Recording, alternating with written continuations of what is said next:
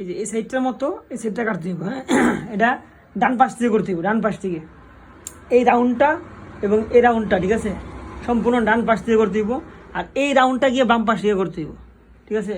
এই যে আমরা এই প্রথমে এই রাউন্ডটা আনলাম এভাবে, এই রাউন্ডটা এইভাবে, হ্যাঁ, সুন্দর করে খুঁটটা খুব কন্ট্রোল রেখে আনতে হইব, ঠিক আছে। যারা নতুন তারা খুঁটটা খুবই কন্ট্রোল রেখে আস্তে আস্তে কাজ করতে হইব। প্রথমত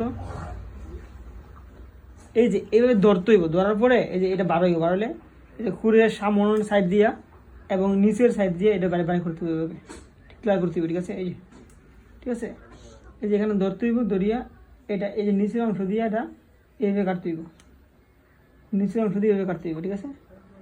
এটা সামনের অংশ দিয়া এইভাবে কাটতে হইব, আবার এটাও সামনের অংশ দিয়ে, ঠিক আছে, সুন্দর করে আস্তে আস্তে এই যে বিদ্যা আঙুল দিয়ে এটা ধরতেই ভালো করে। এই যে এই ধরাটা মেন, এই ধরাটা সুন্দর করে ধরতে পারলে খুঁড়ে অটোমেটিক কাটতে যাইব।